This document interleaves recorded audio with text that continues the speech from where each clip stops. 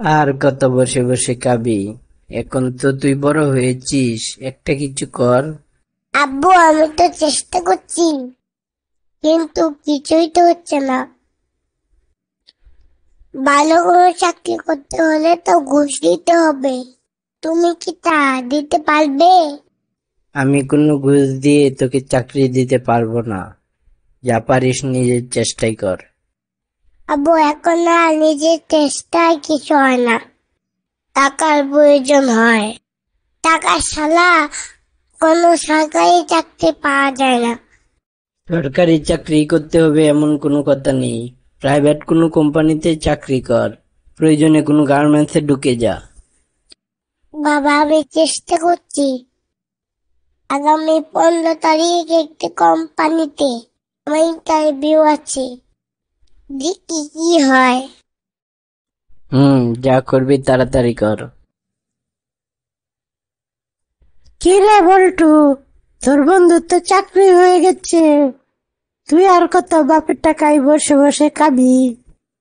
চাচা, আমার বন্ধুর তো পুলিশে চাকরি হয়েছে, 10 লাখ টাকা ঘুষ দিয়ে। আমিও পুলিশে চাকরি করতে চাই। এত যখন মায়া কান্না দেখান, পারলে আমাকে 10 লাখ টাকার ব্যবস্থা করে দিন।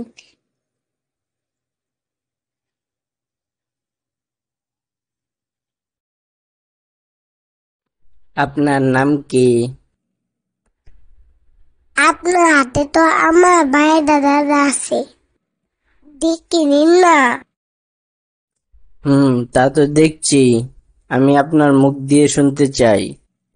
আমার নাম বল্টু, আমার বাবার নাম মন্টু, আমার দাদার নাম জুন্টু, আমার ভাইয়ের নাম কিট্টু, আর আমার। তা কার বলতে হবে না।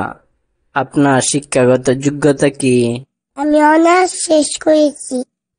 তা ভালো। তো বলেন তো, পৃথিবীর সবচেয়ে আপনজন কে? টাকা।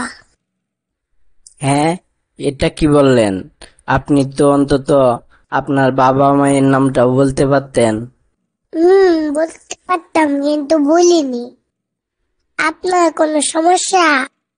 আপনার চাকরি হবে না, আপনি চলে যান। আমি তো বেকার, আমার চাকরির কোনো প্রয়োজন নেই। আমি এখানে আসার আগে জেনে গেছি যে আপনি আগে থেকে ঘুষ খেয়ে চাকরির পদে একজনকে ঠিক করে রেখেছেন। তাই আমি আপনার প্রশ্নের কোনো ভালো মতো উত্তর দিইনি। এই দুনিয়ায় যার যত টাকা আছে, সে তো 2 টাকা পায়। তেলে মাথায় তেল হয়। আপনি যাকে চাকরি দিয়েছেন, তার বাবা একজন সরকারি চাকরিজীবী। তার 2 ভাইও সরকারি চাকরি করে, অথচ আমার বাবা রিটায়ার্ড হয়ে গেছেন, কোনো ইনকাম নেই। চাকরিটা বেশি প্রয়োজন ছিল আমার, অথচ আপনি ঘুষ খেয়ে যোগ্যতা না দেখে অযোগ্য মানুষকে চাকরিটা দিয়েছেন। এই মেয়ে, আপনি আমার অফিস থেকে বের হন। এই ধমক দিবি না, এই সারা তোকে মারবো এখানে, তোর লাশ পড়বে ডাইরেক্ট শ্মশানে।